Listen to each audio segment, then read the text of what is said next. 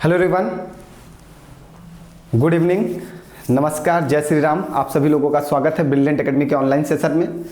जैसा कि हम लोग डिस्कस कर रहे हैं SSC GD, KVS PRT, SSC CHSL, UP TET, super TET, most important questions, ऐसे प्रश्न जो आपके पेपर में पूछे जाते हैं, उन प्रश्नों को डिस्कस कर रहे हैं जो पेपर में पूछे जाते हैं। उसके बावजूद हम लोग पेपर में उनको छोड़ देते हैं। क्यों? क्योंकि पेपर में उन क्वेश्चंस को पूछने का तरीका कुछ ऐसा होता है कि हमारे माइंड में वो तुरंत राउंड नहीं करते, तुरंत हमारे माइंड को वो समझ में नहीं आते।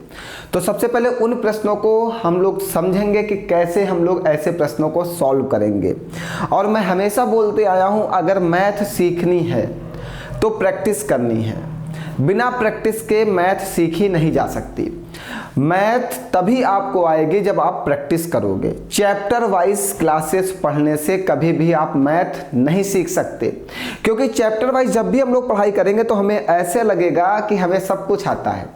लेकिन जब हम पेपर में जाते हैं तो पेपर क्यों नहीं कर पाते? भाई, जब हमने चैप्टर वाइज पढ़ रखा है, हमने प्रैक्टिस कर रखा है, चैप्टर वाइज क्वेश्चन लगा रखे हैं 500-500, उसके बाद भी हम पेपर में जाते हैं, सारे प्रश्न हल नहीं कर पाते। प्यारे बच्चों, सिर्फ उसका एक ही रीजन है, क्योंकि हमने प्रैक्टिस नहीं की। हम YouTube पे प्रैक्टिस क्लास चलाते हैं, ओनली ऑन मैथ की प्रैक्टिस, रात 9 बजे रोज रात को 9 बजे आपको ऐसे ही मैथ की प्रैक्टिस क्लासेस मिलती रहेंगी। और मैथ की प्रैक्टिस क्लासेस जो भी है, ये जरूरी नहीं कि एसएससी जीडी के लिए है, केवीएस पीआरटी के लिए है, या टेट के लिए है, या सुपर टेट के लिए है, यूपी टेट के लिए। ये मैं कह सकता हूँ ये ऑल ओवर एग्जामिनेशन के लिए है। आप किसी भी पेपर की तैयारी करते हो, ये प्रैक्टिस आपके काम आएगी। वो कोई भी पेपर की तैयारी करते हो, चाहे रेलवे की करते हो, चाहे बैंकिंग करते हो, एसएससी करते हो, यूपी ट्रिपल एससी करते हो, लोअर पीसीएस करते हो, पीसीएस करते हो, आप किसी भी चीज की भी तैयारी करते हो, किसी भी कंपटीशन की तैयारी करते हो, तो आपके कंपटीशन में ऐसी ही मैथ पूछी जाती है जो हम लोग प्रैक्टिस में सीखते हैं। प्रैक्टिस के बहुत सारे फायदे हैं, वो आपको पेपर में समझ में आते हैं जब आप क्वेश्चन तुरंत लगा लेते हो। क्योंकि हम लोग चैप्टर वाइज पढ़ने के बाद मैथ को सॉल्व नहीं कर पाते पेपर में। जब हम लोग प्रैक्टिस करेंगे, रोज अलग अलग तरीके के प्रश्न आएंगे, रोज सारे चैप्टर पढ़े जाएंगे, तो एक न एक दिन ऐसा आएगा कि हमें पूरी मैथ तैयार हो जाएगी। चलिए फिर बेहतरीन क्वेश्चंस की शुरुआत करते हैं प्रैक्टिस में। और ज़बरदस्त तरीके के आप जितने भी आपके फ्रेंड्स हैं, जितने भी लोग तैयारी कर रहे हैं, उन सभी लोगों को मेरे प्रैक्टिस क्लास में ऐड कर दीजिए। और हाँ, एक और आपके लिए इन्फॉर्मेशन है कि PDF पर डे अब टेलीग्राम चैनल पर अपलोड होती है। कल और परसों की 2 क्लासेस हुई, दोनों क्लास की PDF आपके टेलीग्राम चैनल पे आ गई प्रश्न की। आप जाके वहाँ से PDF भी डाउनलोड कर सकते हो प्रश्न की। टेलीग्राम चैनल को सभी लोग ज्वाइन कर लीजिए। इंस्टाग्राम पे मुझे फॉलो कर लीजिए, फेसबुक पे फॉलो कर लीजिए, सब जगह मुझे फॉलो कर लीजिए, सारी सुविधाएं आपको मिलती रहेंगी। ठीक है, हमें व्हाट्सएप पे ऐड कर लीजिए। जो जो आपके पास व्यवस्थाएँ हैं, आप सब जगह मुझे ऐड कर लीजिए, मैं सब जगह आपको अवेलेबल मिलूंगा। ठीक है, तो शुरुआत की जाए आज की प्रैक्टिस क्लास की बेहतरीन प्रश्नों के साथ। सबसे पहले कल हम लोग एक प्रश्न दे के गए थे आपको घर पे लगाने के लिए। हमने बोला था सभी लोग कमेंट करिएगा, लेकिन बहुत सारे बच्चे उस प्रश्न का उत्तर नहीं दे पाए। प्रश्न कुछ ये था, ये प्रश्न एसएससी जीडी के लिए मोस्ट इंपॉर्टेंट है, केवीएस पीआरटी के लिए मोस्ट इंपॉर्टेंट है। ये 2023 के पेपर में आएगा। ठीक है, कह रहा 196 के गुणनखंड 4 से विभाज्य हैं। 196 के ऐसे कितने फैक्टर हैं जो 4 से डिविजिबल हैं? सबसे पहले प्यारे बच्चों हम आपको बताते हैं, गुणनखंड को लेके, फैक्टर को लेके हमने एक क्लास बना रखी है जिसमें हमने सिखाया है कि गुणनखंड निकाले कैसे जाते हैं। तो वो चीज़ मैं नहीं सिखाने वाला हूँ। सिर्फ आप इतना समझिए कि 196 के सबसे पहले आप फैक्टर निकालिए, 196 के फैक्टर निकालिए। तो आपको 196 के ऐसे फैक्टर निकालना है जिससे 196 डिविजिबल है। क्या? जिससे 196 डिविजिबल है। सबसे पहले 196 1 से डिविजिबल है, 2 से डिविजिबल है, 3 से नहीं है, 4 से है। ठीक है, 7 से है। बताइए आगे। अब आप बताइएगा, 1 से है, 2 से है, 4 से है, 7 से, आगे बताइए 9 से है। आगे आप बताइए 9 से डिविजिबल है या नहीं है? जल्दी जल्दी बताइए। क्या 14 से है? चलिए 14 से है। और आगे बताइए 28 से है, और 49 से है, और बताइए किससे है? जल्दी से। और 98 से है, ठीक है। और किसी से? और किसी से डिविजिबल है? 196 से है। चलो और बताओ कितने हो गए? 1 2 3 4 5 6 7 8 9। अब प्यारे बच्चों, बहुत सारे बच्चे ये कह रहे होंगे सर जी हम ये संख्या जैसे आपने लिखा कि 196 1 से विभाजित है, 2 से विभाजित है, 4 से विभाजित है, 7 से विभाजित है, 14 से विभाजित है, 28 से विभाजित है, 49 से विभाजित है, 98 से विभाजित है और 196 स्वयं से विभाजित है। तो सर ये प्रश्न अगर हमारे पेपर में आएगा तो क्या हमें ये सारी संख्याएं लिखनी पड़ेंगी? तो प्यारे बच्चों मैं आपको एक बात बता दूं, ये प्रश्न बिल्कुल नया है और हमने लिखा ये प्रश्न 2023 में पूछा जाएगा। यहां पे कहा कि 196 के ऐसे कितने संख्याएं हैं, ऐसे कितने फैक्टर हैं जो 4 से विभाज्य हैं। तो सबसे पहले आपने लिखा 196 के फैक्टर की संख्या लिखी, फैक्टर की संख्या लिखी। अब इसमें देखो कौन कौन से फैक्टर ऐसे हैं जो 4 से विभाज्य हैं। देखो एक ये वाला विभाज्य है, दूसरा ये वाला है, और कोई तीसरा ये वाला है, और कोई 4 दूनी 8 नहीं, ठीक है। तो कितने ऐसे हैं? 3।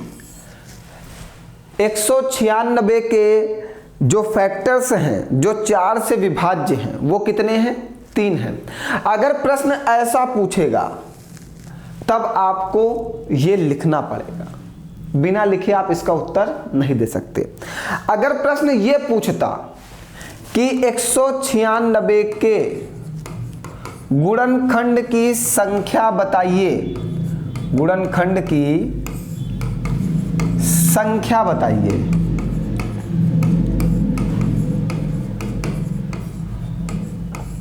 तो 1 2 3 4 5 6 7 8 9 कितने गुणनखंड है? 9। अगर प्रश्न पूछता है 196 के गुणनखंड की संख्या बताइए तो क्या बताते थे? 9। लेकिन इस 9 को निकालने के लिए आपको जरूरी नहीं कि इस मेथड को आप लगाओ, तब आप 196 का फैक्टर कर लो। 2 9 18, एक हासिल जाएगा, 2 8 16, 2 से काटोगे 2 चौको 8, 2 9 18, ये 7 7 49, ये 7 कन्नम 7। यहाँ पे आएगा 2 की पावर 2 और 7 की पावर 2। 2 कितनी बार आया? 2 बार, तो लिख दिया 2 की पावर 2। 7 कितनी बार आया? 2 बार, तो लिख दिया 7 की पावर 2। फिर दोनों की पावर में एक एक जोड़ देते हैं। क्या करते हैं? दोनों की पावर में एक एक जोड़ देते हैं। 2 1 3, 2 1 3, और गुणा करोगे कितना आएगा? 9। तो गुणनखंड की संख्या बताने के लिए आप इस मेथड को लगा सकते हो। क्या?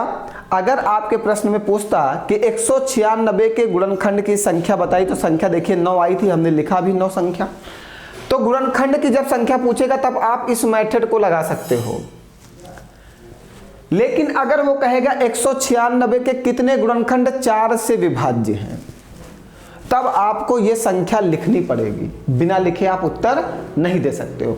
और आने वाले समय में हमारे जो प्रश्न पूछे जाएंगे वो सेम इसी पे पूछे, यही बेस होगा हमारा। 2023 में आपको ऐसे ही प्रश्न देखने को मिलेगा। लिख देगा कि 100 के ऐसे कितने गुणनखंड हैं, 100 के ऐसे कितने गुणनखंड हैं जो 2 से विभाज्य हैं, या 100 के ऐसे कितने गुणनखंड हैं जो 5 से विभाज्य हैं। समझ गए? तो आपको वहां पे गुणनखंड की संख्या लिख के फिर उन संख्याओं को निकालना होगा कि उन संख्याओं से कितनी संख्याएं विभाज्य हैं। बात क्लियर हो गई? तो हमने 2 चीजें आज एक ही प्रश्न में 2 बात आपकी क्लियर कर दी। कल का ये प्रश्न बेहतरीन हमने लास्ट में आपको लगाने के लिए दिया था, आप लोगों ने लगा के उत्तर नहीं दिया, इसलिए मैंने सोचा मैं ही बता देता हूँ। आपको वैसे आंसर देने का प्रयास करना चाहिए। चलिए सब लोग सबसे पहले सभी लोग जल्दी से क्लास को लाइक कर दें और शेयर कर दें, और अगर चैनल को सब्सक्राइब नहीं किया तो सब्सक्राइब कर लें। फिर आगे हम लोग आज के बेहतरीन प्रश्नों की शुरुआत करते हैं। और स्वागत है आप सभी लोगों का ब्रिलियंट एकेडमी के ऑनलाइन क्लासेस में। आइए, आज हम लोग जो क्वेश्चन डिस्कस करेंगे वो बहुत ही बेहतरीन होंगे। सच में एक से बढ़ के एक प्रश्न होगा। बताया जाए बाबू? चलिए सबसे पहले हम लोग प्रश्न को समझेंगे। प्रश्न की जो लैंग्वेज है वो आज थोड़ी सी बड़ी लिखी हुई है, प्रश्न को समझना होगा। सबसे पहले प्रश्न को समझते हैं। कह रहा रवि ने 1800 रुपए की धनराशि 6% वार्षिक साधारण ब्याज की दर पर और 2800 रुपए की धनराशि 7% वार्षिक साधारण ब्याज की दर पर समान अवधि के लिए उधार ली। इस लाइन को अंडरलाइन कीजिए, क्या? समान अवधि के लिए। जो आपने ये धनराशि 1800 ली है 6% की दर से और जो 2800 ली है 7% की दर से, दोनों की अवधि क्या है? समान है। मतलब दोनों का जो समय है वो एक ही है। जितने साल के लिए आपने ये पहली वाली धनराशि उधार ली है उतने ही साल के लिए आपने दूसरी वाली धनराशि को भी उधार लिया है। दोनों को उधार लेने के बाद संपूर्ण ब्याज के रूप में आपने 2736 रुपए दिए हैं। आपने कुल कितने ब्याज का भुगतान किया है? 2736 रुपए के ब्याज का भुगतान किया है। उसके मित्र शिव ने 2500 रुपए की धनराशि 8% वार्षिक साधारण ब्याज की दर से समान अवधि के लिए, उसके मित्र एक शिव ने क्या किया? 2500 रुपए की धनराशि ली 8% वार्षिक ब्याज की दर से और समान अवधि के लिए। पहले जो अवधि थी सेम वही अवधि आज भी है। पहले जो ये धनराशि आपने जितने सालों के लिए उधार ली थी उतने ही साल के लिए आपके मित्र ने भी 2500 रुपए उधार ले लिए। तो शिव को कितना भुगतान करना होगा? तो शिव ने कितने रुपए वापस किए? अब समझिएगा। चलो अब एक एक पॉइंट को समझो।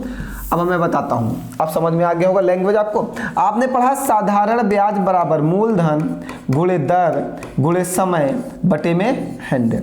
SI बराबर PRT अपॉन 100। साधारण ब्याज बराबर मूलधन गुणे दर गुणे समय बटे 100। P से प्रिंसिपल, R से रेट, T से टाइम, SI से साधारण ब्याज मीन सिंपल इंटरेस्ट। चलिए आइए, अब क्या हुआ? कह रहा रवि ने 1800 रुपए की धनराशि, 1800 मतलब प्रिंसिपल, मूलधन गुणे दर गुणे समय, समय T बटे में 100 और फिर 2800 रुपए की धनराशि ली 7% की दर से। देखो यहाँ पे लिखा है समान अवधि, मतलब यहाँ पे भी T वर्षों के लिए बटे में 100 और दोनों से कुल ब्याज दिया। कुल का मतलब टोटल कितना ब्याज दिया? देखो ब्याज कितना दिया? 2736 रुपए। कुल ब्याज का भुगतान किया है 2736 रुपए का। जब आप इसको कैलकुलेट कर लोगे तो यहाँ से T की वैल्यू आ जाएगी। यहाँ से क्या आ जाएगा? T की वैल्यू आ जाएगी। चलो कैलकुलेट करते हैं। ये 10 10 से 10 10 10 से 10 10 से 10 काट दिया गया। चलिए आगे कैलकुलेट करिए। 6 से मल्टीप्लाई करिएगा, 6 8 48 का 8 हासिल लगेगा 4, 6 का नाम 6 4 8 10 T प्लस 7 से मल्टीप्लाई करिएगा, 7 8 56 का 6, 7 8 56 का 6 हासिल लगेगा 5, 7 दूनी 14 5 19 196 T इक्वल टू 2736। ठीक है, चलिए अब इसको जोड़ लीजिएगा, 108 और 196 को जोड़ लीजिएगा, ये आ जाएगा 304 T इक्वल टू 2736। अब 304 से इसको डिवाइड करिएगा, यहां से T की वैल्यू निकल के आएगी। बताइए भैया कितनी? 9 साल। 2736 भागे में 304। अब बहुत सारे बच्चे कहेंगे सर आपने तुरंत 9 साल कैसे बता दिया? ठीक है बताता हूं, देखिए कैसे बताया। हमने तुरंत 9 से गुणा किया, 9 चौको 36 और 9 3 27, देखो कट जाएगा। 9 चौको 36 और 9 3 27 कटेगा 9 बार में, मतलब समय आ गया 9 वर्ष। अब आपको समय की जरूरत थी। समय की जरूरत क्यों थी? क्योंकि आपके मित्र शिव ने 2500 रुपए की धनराशि उधार ली 8% वार्षिक साधारण ब्याज की दर पर समान अवधि के लिए। जो अवधि यहाँ पे थी वही सेम अवधि पर आपके दोस्त ने भी धनराशि उधार ली। अब शिव ने क्या किया? 2500 रुपए उधार लिए, कितने परसेंट की दर से? 8% की दर से। कितने वर्ष के लिए? 9 वर्ष के लिए। जो वर्षों की संख्या यहाँ पे थी वही सेम, क्योंकि यहाँ पे देखो समान अवधि लिखा है, मतलब समान समय के लिए। जो आपने पहले जितने समय के लिए उधार ली उतने सी समय के लिए शिव ने भी धनराशि को उधार ली बटे में 100। यहाँ से ब्याज निकाल लो भैया, SI बराबर PRT अपॉन 100 से 2 0 से 2 0 कट जाएंगे।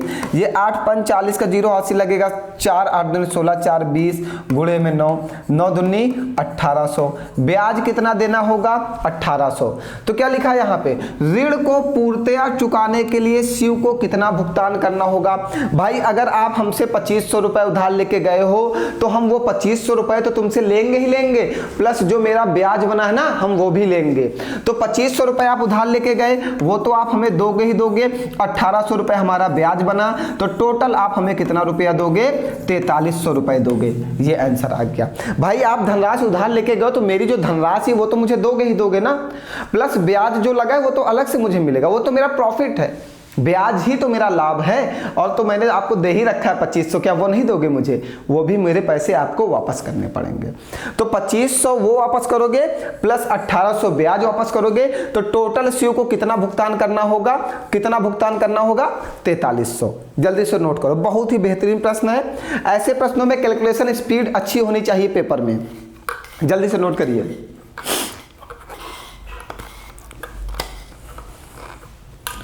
एक मिनट थोड़ा सा पानी पी लेते हैं, तब तक आप लोग इसको नोट करो जल्दी से।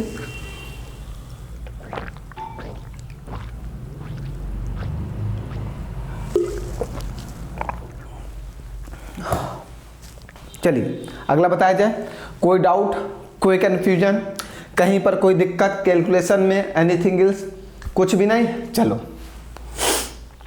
आइए फिर से एक चक्रवृद्धि ब्याज का प्रश्न।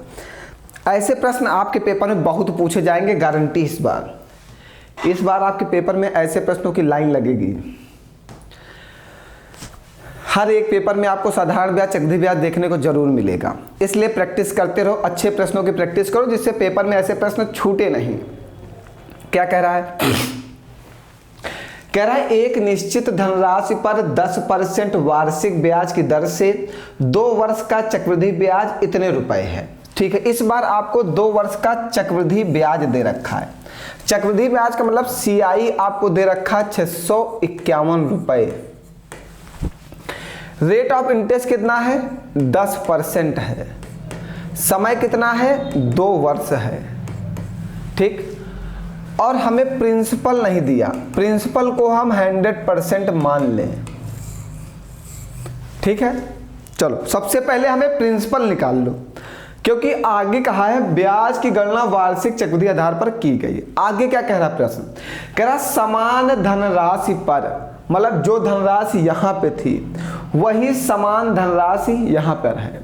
समान धनराशि पर पूर्व से आधी ब्याज दर पर, पहले जितनी ब्याज दर थी उससे आधी ब्याज दर पर, पूर्व से दोगुनी अवधि पर, पहले जितने समय था उससे दोगुने समय पर साधारण ब्याज क्या होगा। मतलब तब आपको साधारण ब्याज बराबर लगाना होगा PRT/100। साधारण ब्याज क्या होगा, तो प्रिंसिपल, रेट और टाइम पता होना चाहिए। चलो सबसे पहले हमें प्रिंसिपल निकालना है। आओ सभी लोग समझते चलिएगा बाबू जल्दी से। अगर रेट 10% है और समय 2 वर्ष का है तो यहाँ पे नेट CI कितनी हो जाएगी, नेट CI हो जाएगी 21% की। कितनी हो जाएगी, 21% की। ये हमने आपको बनाना बताया है कैसे, 10 + 10 + 10 × 10 बटे में 100।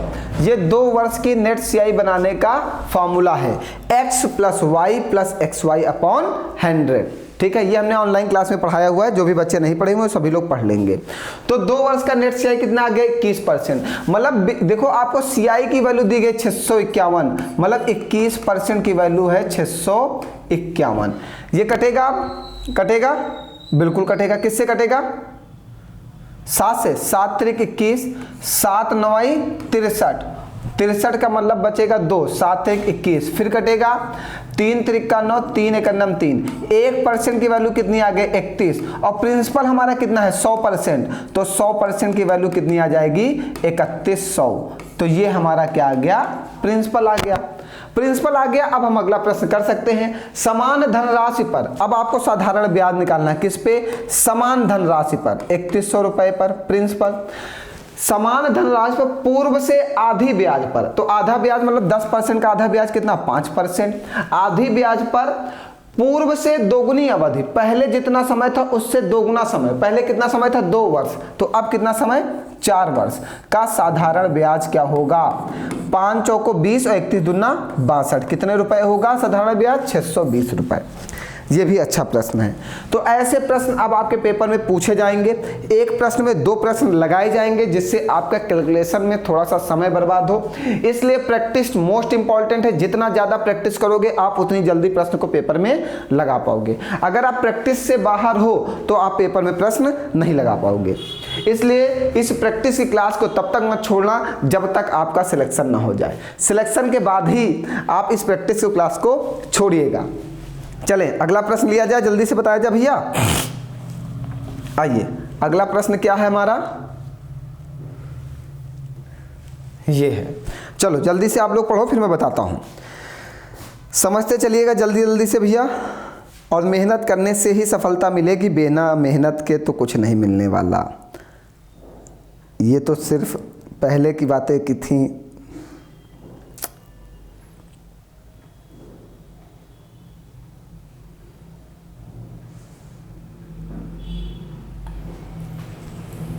बताया जाए। अब वर्क एंड टाइम का एक प्रश्न, बढ़िया प्रश्न है, कोई कठिन भी नहीं है, नॉर्मल सा है, चीज़ें समझो बस समझ में आ जाएगा। जल्दी से एक बार सभी लोग क्लास में कमेंट कर दें अगर क्लास समझ में आ रही है, और लाइक सब्सक्राइब शेयर करना बिल्कुल मत भूलिएगा। जितने ज़्यादा लोगों को आप जोड़ सकते हो जल्द से जल्द जोड़ो, जिससे हमारी लाइव क्लासेस प्रारंभ हो सके। ठीक है, आइए चलिए समझिएगा। अभी इस प्रश्न को समझते हैं। अब इस प्रश्न में क्या कह रहा ए और बी ने 6000 में एक कार्य करने का ठेका लिया। ए और बी ने क्या किया कि एक काम करने के लिए 6000 रुपए का ठेका ले लिया। कहा कि हम इस कार्य को 6000 में पूरा कर देंगे। ठीक है, इस कार्य को ए 10 दिन में और बी 12 दिन में पूरा कर सकता है। ए अगर इस काम को अकेले करेगा तो काम 10 दिन में पूरा हो जाएगा, और बी अगर इस पे काम अकेले करेगा तो काम 12 दिन में पूरा हो जाएगा। सी की मदद से उन्होंने 4 दिन में काम पूरा कर लिया, और अगर ए और बी के साथ सी भी काम करने लगे, ए और बी के साथ में सी भी काम करने लगे तो काम 4 दिन में पूरा हो जाएगा। तो सी को कितने रुपए मिलेंगे? भाई आपको जैसे रुपए मिलने हैं तो आपकी कैपेसिटी जितनी होगी आपको उसी में रुपए मिलेंगे। कैपेसिटी का मतलब होता है जैसे कि आप एक कार्य का 2 भाग कर सकते हो तो आपको सिर्फ 2 भाग का ही पैसा मिलेगा। भाई जितनी कैपेसिटी होगी उतना काम करोगे उतना ही पैसा मिलेगा। कैपेसिटी के ऊपर ही धन का वितरण होता है। जितनी अच्छी कैपेसिटी उतना ज़्यादा पैसा, जितनी खराब कैपेसिटी उतना ही कम पैसा। कैपेसिटी इक्वल टू धन। जितना अच्छा क्षमता होगी काम करने की, भाई आपके पास माइंड अच्छा है, कैचिंग पावर अच्छा है, जितना अच्छा माइंड उतना ही ज़्यादा मैथ इतनी जल्दी समझ जाओगे। जितना कम माइंड लगाओगे उतने धीमे से मैथ समझोगे। तो ये कैपेसिटी है, क्षमता है। हमारी क्षमता अच्छी है मैथ में, आपकी क्षमता अच्छी है मैथ में। आप एक दिन में 100 क्वेश्चन लगा सकते हो। कुछ बच्चे ऐसे होते हैं जो 20 क्वेश्चन में ही ऊब जाते हैं लगाते लगाते। तो ये तो डिपेंड करता है कैपेसिटी के ऊपर। जितनी अच्छी कैपेसिटी उतना ज़्यादा कमाई। ठीक है, तो सबसे पहले हमें सबकी कैपेसिटी निकालनी होगी। तो ए एक काम को करता है 10 दिन में, बी एक काम को करता है 12 दिन में। अगर ए प्लस बी के साथ में सी भी काम करे तो काम पूरा होता है 4 दिन में। इसका एलसीएम ले लो, एलसीएम आएगा 60। ये हमारा टोटल वर्क है, या हम कहते हैं ये हमारी टोटल मनी है। हम तो वर्क एंड टाइम को टोटल मनी पे ही पढ़ाते हैं। हमने 2 क्लासेस पढ़ाई, आगे क्लासेस रोक दी थी जब हेल्थ इशू हो गया था। वो क्लासेस भी कंटिन्यू की जाएंगी, लेकिन उससे पहले टीएचडी पढ़ाया जाएगा, टाइम स्पीड और डिस्टेंस को। बहुत ही बेहतरीन चैप्टर है। इस बार एसएससी में बहुत पूछा गया। उम्मीद करते हैं सीएचएसएल और एसएससी जीडी वाले बच्चों को प्रॉफिट होगा वहां से। चलिए, तो 10 छक्का 60, 12 पंचे 60, 15 चौको 60। ये सबकी कैपेसिटी का रेशियो आ गया। ये जो आया है ये कैपेसिटी है। तो ए की कैपेसिटी कितनी है? इफिशियंसी 6 है। बी की कितनी है? 5 है। ए प्लस बी प्लस सी की कितनी है? 15 है। तीनों की कितनी है? 15 है। तो अगर ए प्लस बी प्लस सी की कैपेसिटी 15 है तो सी की केवल कैपेसिटी निकालने के लिए क्या करना होगा? ए और बी की कैपेसिटी को पुट करना होगा। ए और बी की कितनी है? 6 और 5, 6 5 11, 11 उधर जाएगा तो माइनस हो जाएगा। सी की कैपेसिटी कितनी है? 4 है। ए की कैपेसिटी है 6, बी की कैपेसिटी है 5 और सी की कैपेसिटी है 4। ये इनकी कैपेसिटी है। ठीक। और कैपेसिटी के रेशियो में ही धन का वितरण होता है, कैपेसिटी के ही रेशियो में धन का वितरण होता है। आपके पास कितना टोटल धन है? 6000 रुपए है।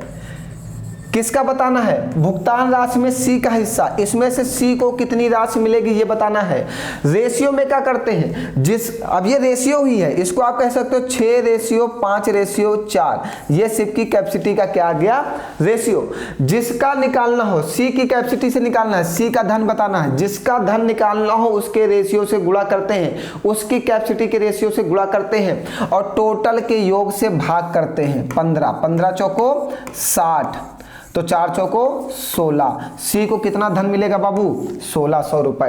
क्या करते हैं? सबसे पहले कैपेसिटी का रेशियो बनाते हैं, फिर जिसका धन निकालना हो उसके रेशियो से गुणा करते हैं, उसकी कैपेसिटी से मल्टीप्लाई करते हैं और टोटल के योग से क्या कर देते हैं? भाग कर देते हैं और जिसका धन निकालना है उसका धन निकल आएगा। बताओ कोई डाउट है किसी को?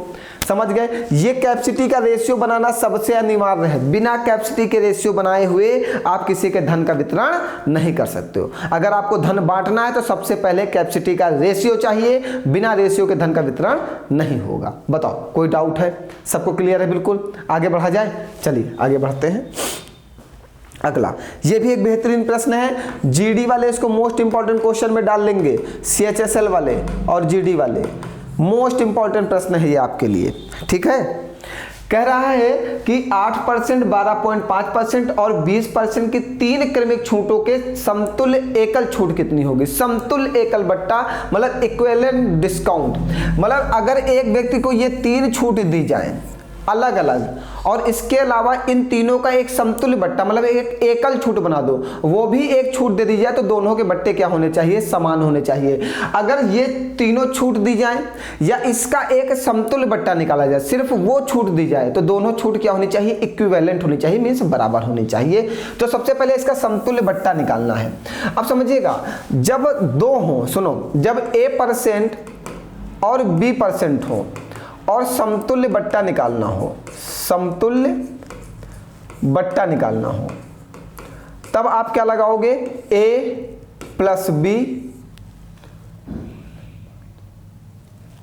Minus AB/100। ठीक, या आप कह सकते हो कि माइनस का A माइनस का B प्लस का AB/100। ये समतुल्य बट्टा है जब 2 हो। और जब 3 हो, A%, B%, C%, तो समतुल्य बट्टा कैसे निकालोगे? तब माइनस का A माइनस का B माइनस का C, फिर plus AB plus BC plus CA/100, फिर माइनस का ABC/100 इंटू 100। ये 3 के लिए है समतुल्य बट्टा। अब माइनस क्यों लगाया? क्योंकि डिस्काउंट का मतलब छूट होता है, मतलब 8% का मतलब है माइनस का 8%, 12.5% का मतलब है माइनस का 12.5% और 20% का मतलब है माइनस का 20.5%। डिस्काउंट का मतलब क्या होता है? छूट होता है। छूट का मतलब घटाना, मतलब कम करना। तो डिस्काउंट का मतलब क्या होता है? माइनस, इसीलिए मैंने माइनस लगा रखा है। ठीक है, अब समझिएगा। चलिए, अब 3 वाला लगाना है ना, तो सबसे पहले माइनस का 8 माइनस का 12.5 और माइनस का 20, फिर प्लस, अब यहां पे हम AB मतलब इन दोनों का गुणा, और देखो माइनस और माइनस का गुणा करोगे क्या होगा? प्लस, इसलिए मैंने प्लस पहले ही लगा रखा है। गुणा कर दो, 12×8 = 96 और 8×5 = 40, ये 100, फिर प्लस BC, इन दोनों का गुणा कर दो, इन दोनों का गुणा कर दो, तो 2×5 = 10, क्या होगा? 125, 250। गुणा आप कर लेना। अब यहां पे CA, अब इनका गुणा 160 बटे में 100, फिर प्लस, सॉरी माइनस, अब इन तीनों का गुणा होगा, इन तीनों का गुणा होगा ना, तीनों का गुणा होगा, तो 8 × 12.5 × 20 बटे में 100 × 100। यहां से 10 हटा देना, नीचे एक 0 बढ़ा देना। ठीक है, चलो अब कैलकुलेशन करो जल्दी से भैया। इन सबको जोड़ो तो 20 और 30 38 दो 40 माइनस का 40.5। जितना तेज आपका कैलकुलेशन होगा उतनी जल्दी आंसर आएगा। 200, 300, 400, 510 बटे में 100 प्लस यहां से 25 पंचे 125, 25 चौको 100, एक जीरो से एक जीरो कटेगा, ये कटेगा 4 दूनी 8, ठीक है। और ये 5 दूनी 10 और ये 10 दहम 100, ठीक है। 10 से इसको डिवाइड करोगे तो पॉइंट का 2 आएगा। ये अब समझिएगा भैया सभी लोग। अच्छा ये वाला माइनस में है, सॉरी ये माइनस में है, तो 40.5 और माइनस का 2 जुड़ जाएगा तो माइनस का 40.7। फिर इसको भाग करोगे, एक जीरो से एक जीरो, 10 से भाग करोगे प्लस का 5.1, घटा दोगे तो आ जाएगा 35.6 है ऑप्शन में, माइनस का 35.6 है ऑप्शन में, ये देखिए 35.6। तो जब भी 2 डिस्काउंट देंगे तो ये वाला फार्मूला लगाना, और जब 3 डिस्काउंट देंगे तो ये वाला फार्मूला लगाना। समतुल्य बट्टा के लिए हमने दोनों फार्मूले बता दिए, और यही वाले फार्मूले हम लोग वहां भी लगाते हैं चक्रवृद्धि ब्याज में। जब 2 बार % दिया गया हो तो उसका नेट CI निकालने के लिए ये वाला फार्मूला लगा सकते हो। नेट CI के लिए बनता है A + B प्लस का AB/100, ये है नेट CI का फार्मूला, ठीक है। ऐसे ही बनता है सब कुछ। ये बात समझ में आ गई है तो ये पूरी चीज आप नोट कर लीजिए, ये आपको बहुत काम आएगी पेपर में। SSC GD वाले बच्चों को ऐसे ही लगाना प्रश्न। और कैलकुलेशन की स्पीड बढ़ाइए। क्या हुआ, कहां पर, यहां पर हमने 25 पंचे 125, 25 चौको 100 काट दिया, फिर 4 दूनी 8 काट दिया था, फिर 2 पंची 10 और 10 दहम 100 काट दिया। 10 है ऊपर 2 है, 10 से डिवाइड कर दिया। जब नीचे एक जीरो होगा तो उस पर एक अंक पहले दशमलव लगाएंगे, नीचे 2 जीरो होंगे तो ऊपर 2 अंक पहले दशमलव लगाएंगे, नीचे 3 जीरो होंगे तो ऊपर 3 अंक पहले दशमलव लगाएंगे। देखिए यहाँ पे भी 10 बचा था, 10 से डिवाइड किया तो एक अंक पहले दशमलव लगा दिए, 5.1। बताओ कोई डाउट है? कैलकुलेशन थोड़ा सा आप लोग स्पीड बढ़ाओ भैया। SSC GD वाले, SSC वाले, CHSL वाले, CPO वाले, CGL वाले, CGL मेंस वाले, सभी बच्चे स्पीड बढ़ाएं। कैलकुलेशन आपका सुपर फास्ट होना चाहिए, सिलेक्शन चाहिए, तब सब कुछ करना होगा। क्योंकि कहा गया है ना, मंजिल इतनी आसानी से नहीं मिलती, मंजिल पाने के लिए जज्बा होना चाहिए। यूं ही नहीं मिलती मंजिल, यूं ही नहीं मिलती मंजिल, जज्बा जगाना पड़ता है। यूं ही नहीं मिलती मंजिल, जज्बा जगाना पड़ता है। पूछा चिड़िया से कि तूने कैसे बनाया अपना घर, पूछा गया चिड़िया से तूने कैसे बनाया अपना घर। बोली चिड़िया बोली कि घर बनाने के लिए तिनका तिनका उठाना पड़ता है, घर बनाने के लिए तिनका तिनका उठाना पड़ता है। यूं ही नहीं मिलती मंजिल, जज्बा जगाना पड़ता है। पूछा गया चिड़िया से कि तूने कैसा बनाया घर, पूछा गया चिड़िया से कि ये घर तूने कैसा बनाया, ये आशियाना तूने कैसे बनाया।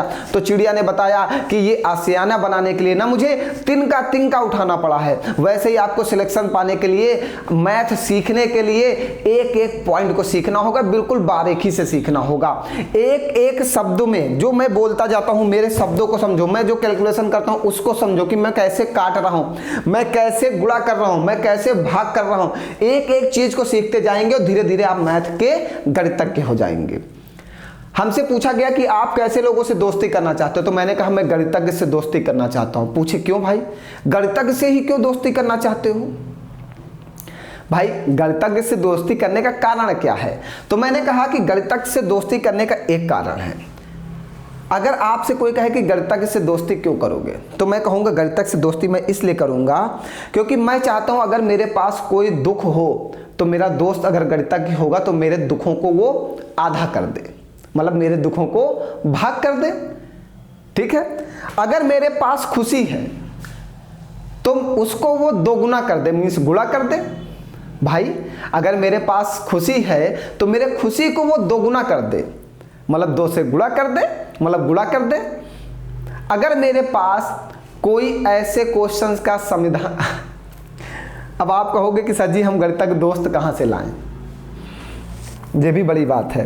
तो ऐसा करो, आप हम ही से दोस्ती कर लो, मैं आपके लिए तैयार हूँ।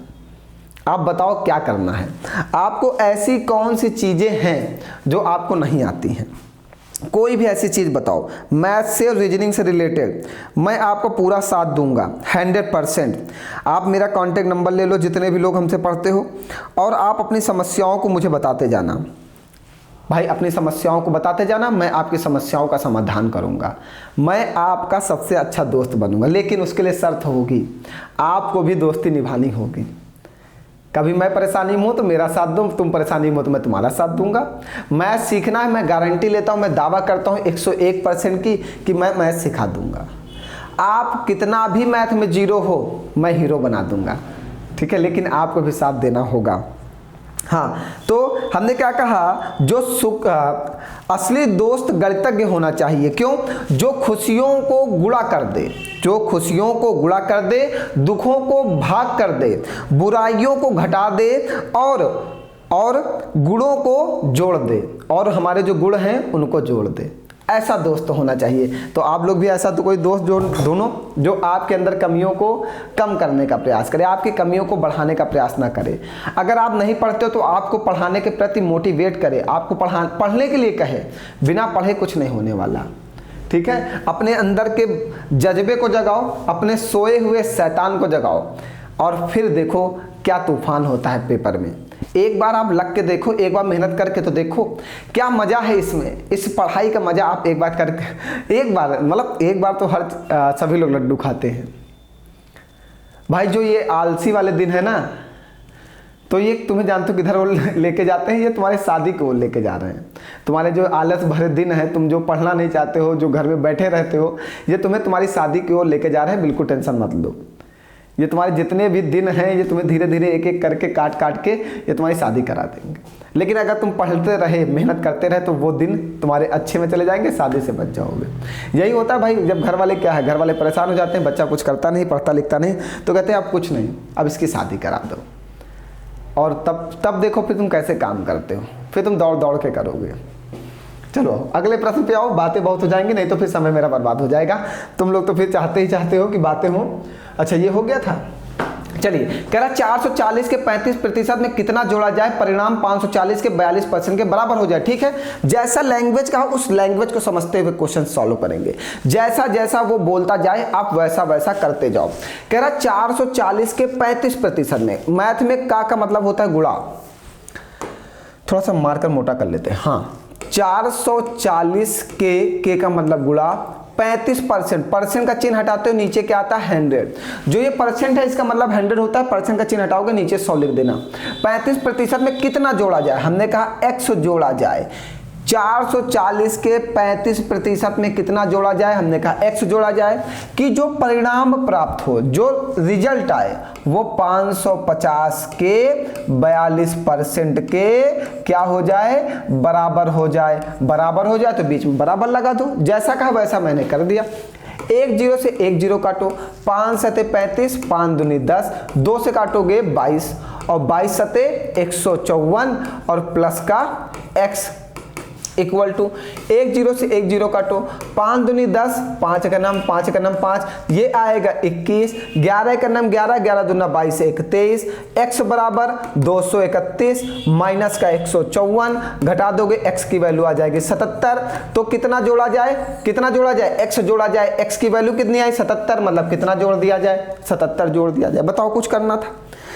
क्वेश्चंस की लैंग्वेज समझो, क्वेश्चंस की लैंग्वेज जैसे जैसा बोलता जाए वैसा वैसा लिखते जाओ, बस क्वेश्चंस का आंसर तुरंत आ जाएगा।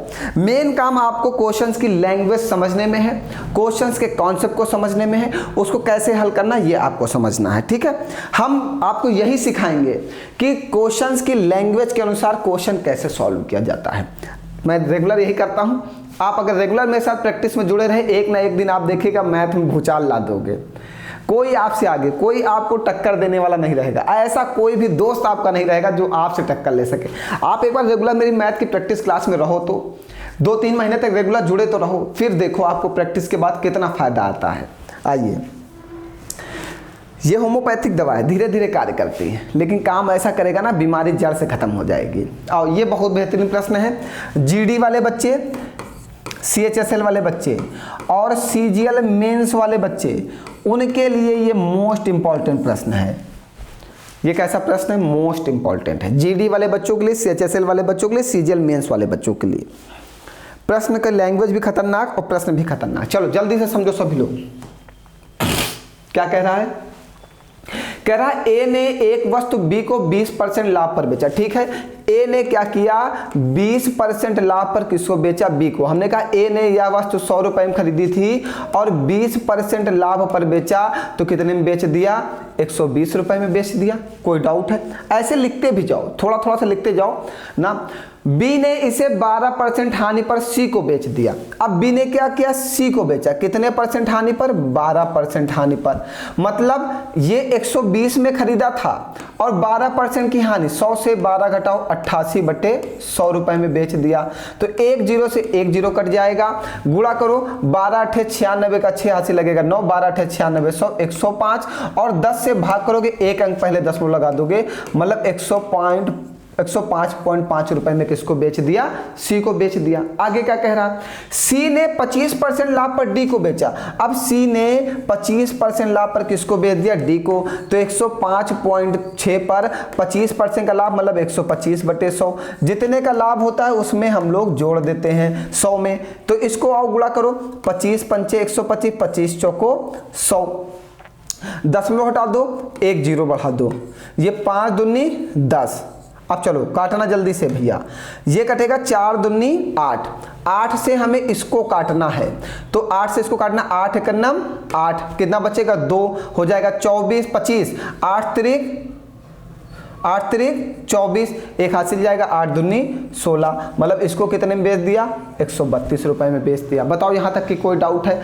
अब हमने सबका वैल्यू निकाल ली, अब आंसर निकालना मेरे लिए आसान हो गया। क्या किया गया फिर से बता दें, देखो ए ने बी को एक वस्तु 20% लाभ पर बेचा, ए ने बी को 20% लाभ पर बेचा। हमने कहा ए ने वह वस्तु 100 रुपए में खरीदी थी, 20% लाभ पर बेचा, 100 में 20 जोड़ दिया, 120। बी ने वह वस्तु सी को 12% हानि पर बेचा, तो बी ने कितने में खरीदा था, 120 रुपए में, 120 यूनिट में कह सकते हैं खरीदा था। उसको 12% हानि पर किसको बेचा, सी को। तो 120 पर 12% की हानि निकाली तो सी को कितने मिली, 105.6 रुपए में मिली। सी ने क्या किया, इसको 25% के लाभ पर डी को बेच दिया, तो सी ने के पर 25% का लाभ निकाला, तो डी पे कितने मिली, 132 यूनिट में। यहां सब जगह यूनिट लगा दो, 100 यूनिट, 120 यूनिट, 105 यूनिट, 132 यूनिट। ठीक है, अब बात समझिएगा। अब हमने रेशियो बना लिया, अब आगे क्या कह रहा है, यदि बी को 72 रुपए की हानि हुई, बी ने जब सी को बेचा है तो 72 रुपए की हानि हुई, मतलब 120 यूनिट से जब 105.6 यूनिट माइनस करोगे तो तुम्हें हानि पता चलेगी कितने की, 72 की जो हानि हुई। भाई इसने इसको बेचा तो हानि तो हुई, 120 यूनिट से इसने बेचा कितने में, 105.6 यूनिट में बेचा, तो भाई बी को हानि हुई कितने रुपए की हानि हुई, 72 रुपए की। इन दोनों को घटाएंगे तो हमें पता चल जाएगा बी को कितने की हानि हुई, 15.6 की हानि हुई 72 यूनिट पे। एक दशमलव हटाओ, यहां पे एक जीरो बढ़ा दो, क्या हुआ, नहीं कटेगा, क्या नहीं कटेगा, गलत घटा दिया, हाँ सही कह रहे हो, गलत घटा दिया। आओ ये आएगा 14.4 यूनिट इक्वल टू 72। अब सही घटा दिया ना, अब बताओ, अब तो कोई परेशानी नहीं। 14.4, 120 यूनिट से 105.6 यूनिट घटाओगे तो आएगा 14.4 यूनिट। अब इसको भाग दो, क्या हुआ, एक यहां से 10 में हटाओ, नीचे 10 बढ़ा लो, ये कटेगा 2 पंची 10 और ये कटेगा 2 सती 14, 2 दूनी 4, 72 से 72 कट जाएगा। एक यूनिट का मान कितना आ गया, 5 आ गया, आ तो गया। तो क्या कह रहा, तो डी ने उस वस्तु को किस मूल्य पर खरीदा था, डी ने कितने में खरीदा था, 132 यूनिट में। एक यूनिट का मान 5 है तो 132 गुणे 5 कर दो, 5 दूनी 10, 5 ते 15, 5 का नम 5, सॉरी हाँ 660 है ऑप्शन में। देखो अब अगर कहा जाए ए ने कितने में खरीदा था, तो ए में 5 से गुणा कर दो, 500। अगर कहा जाए बी ने कितने में खरीदा था, 12 पंचे 60, 600 में। देखो सबका निकल आएगा, सबका निकल आएगा, क्योंकि आपने एक यूनिट का मान निकाल लिया। यहां की एक लैंग्वेज ये वाली अच्छी थी, यहाँ वाली, क्या कि यदि B को 72 की हानि हुई, यदि B को 72 रुपए की हानि हुई, भाई B ने 120 यूनिट में खरीदा, 105.6 यूनिट में बेचा, तो उसको हानि हुई। तो इसकी हानि निकालने के लिए क्या करेंगे, 120 यूनिट से 105.6 यूनिट को माइनस करेंगे तो हानि निकल के आएगा 14.4 यूनिट। 14.4 यूनिट क्या है, हानि है। कितने रुपए की हानि है, 72 की। यहां से 1 यूनिट का मान निकाल लिया 5। ये 132 यूनिट में खरीदा था, 5 से गुणा कर दिया, यहाँ की वैल्यू आ गई। इसने 100 यूनिट में खरीदा था, 5 से गुणा कर दिया, इसका आ गया। 120 यूनिट में खरीदा था, 5 से गुणा कर दिया, 600 आ गया। जब यूनिट का मान आ गया तो आप किसी भी व्यक्ति का क्रय मूल्य निकाल सकते हो। चलिए आगे बताइएगा, कोई परेशानी है। बहुत ही बेहतरीन, बहुत ही शानदार, बहुत ही लाजवाब प्रश्न, SSC GD CHSL CGL mains वालों के लिए मोस्ट इंपॉर्टेंट प्रश्न है। चलो आगे बढ़ो। कह रहा है एक छात्र को 180 अंक मिले और उसे उत्तीर्ण होने के लिए आवश्यक न्यूनतम 35% अंक प्राप्त करने के लिए 30 और अंकों की आवश्यकता, पूर्णांक ज्ञात कीजिए। ठीक है, कोई बात नहीं। आप एक विद्यार्थी हो, आपको क्या हुआ, 180 अंक मिल गए, 180 अंक मिले, तब आप क्या थे, फेल थे, क्योंकि कहा एक छात्र को 180 अंक मिले और उसे उत्तीर्ण होने के लिए, मींस पास होने के लिए आवश्यक न्यूनतम अंक 35% चाहिए।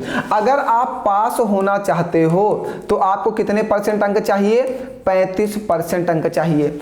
एक विद्यार्थी को 180 अंक मिले, अंक प्राप्त करने के लिए, न्यूनतम 35% अंक प्राप्त करने के लिए 30 और अंकों की आवश्यकता है। मतलब अगर वह व्यक्ति पास होना चाहता, आप पास होना चाहते हो, 180 अंक पाए हो, जब तक 30 अंक और आपको नहीं मिलेंगे तब तक आप पास नहीं होंगे। तो सबसे पहले पास होने के लिए हमें 30 अंक और चाहिए। अगर इस बच्चे को हम 30 अंक दे दें तो ये क्या हो जाएगा, पास हो जाएगा। तो पास और पास वैल्यू बराबर हो गई, तो 35% की वैल्यू आ जाएगी कितनी, 210। ये कटेगा, 1% की वैल्यू आ जाएगी 6। हमेशा पेपर जो होता है, पेपर का जो पूर्णांक होता है, मतलब जो पूर्णांक होता है पेपर का, वो होता है 100% पर। तो 100 से इधर गुणा कर दो और 100 से इधर गुणा कर दोगे तो पेपर का पूर्णांक आ जाएगा कितना, 600। बताओ कोई डाउट है। ये आपको ध्यान रखना, हमेशा बच्चे को पास कराना है, कभी भी फेल नहीं कराना है। बच्चे को हमेशा क्या कराना है, पास कराना है। उसको 180 अंक मिल रहे थे, वो 30 अंक से क्या हो रहा था, फेल हो रहा था। हमने 30 अंक और देके उसे क्या करा दिया, पास करा दिया। और ये भी पास की ही वैल्यू है, पास बराबर पास कर दिया। 1% की वैल्यू 6 है, 100 से इधर गुणा कर दिया, 100 से उधर गुणा कर दिया और पूर्णांक निकला है कितना, 600। आगे बढ़ाया जाए, बताइए सभी लोग जल्दी जल्दी बस बताओ, आगे बढ़ा जाए। चलिए आइए। आहा, कह रहा है बाइक ए 30 किलोमीटर पर आवर की चाल से 2 घंटे में कुछ दूरी तय करती है, जबकि अन्य बाइक बी 35 किलोमीटर प्रति घंटे की चाल से बाइक ए के समान दूरी तय करती है। बाइक ए जितनी दूरी तय करती है, बाइक बी भी उतनी ही दूरी तय करती। मतलब दोनों के द्वारा चली गई दूरी क्या है, बराबर। हम कल वाली क्लास में भी पढ़ाए हैं बराबर दूरी के लिए। हमने कहा जब चली गई दूरी बराबर हो, चली गई दूरी क्या हो, दूरी बराबर हो, तब हम लोग हमेशा लगाएंगे S1T1 बराबर S2T2। अभी कल की क्लास में भी एक ऐसा प्रश्न आया था, S1T1 बराबर S2T2। तो बाइक ए है, स्पीड है 30 किलोमीटर प्रति घंटा, कितने घंटे का समय लेता है, 2 घंटे का। बाइक बी की स्पीड है 35 किलोमीटर प्रति घंटा, कितने घंटे का समय लेता है, ये हमें निकालना है। चलो सबसे पहले इसको निकालो जल्दी से। ये कटेगा 5 सते 35, ये 5 छक्का 30 और ये 6 दूनी 12 बटे में 7 घंटे, ये T2 आ गया। चलो बाइक बी का भी समय आ गया। अब क्या कर रहा, बाइक ए द्वारा लिए गए समय का बाइक बी द्वारा लिए गए समय से अनुपात बताइए। मतलब T1 रेशियो T2 बताना है। T1 कितना है, T1 है 2 घंटे, T2 कितना है 12/7 घंटे। ये 7 का गुणा इधर हो जाएगा, 7 दूनी 14 रेशियो 12, काट दो, 2 सती 14, 2 छंग 12। समय का रेशियो जो आ गया T1 रेशियो T2 कितना आ गया, 7/6 आ गया। बस कुछ नहीं करना है। हमेशा ध्यान रखना बराबर दूरी के लिए S1T1 बराबर S2T2 लगाते हैं। बताओ कोई डाउट है अभी, सभी लोगों को बिल्कुल क्लियर है, कहीं पर कुछ ना समझ में आ रहा तो बताओ, आगे बढ़ाया जाए फिर। चलिए अगला प्रश्न देते हैं। आइए, कह रहा एक चुनाव में एक उम्मीदवार को कुल वैध वोटों के 75% वोट प्राप्त हुए। यदि कुल वोटों के 20% वोट को अवैध घोषित कर दिया गया और कुल वोटों की संख्या 56,000 है, तो उस उम्मीदवार के पक्ष में पड़े वैध वोटों की संख्या क्या है।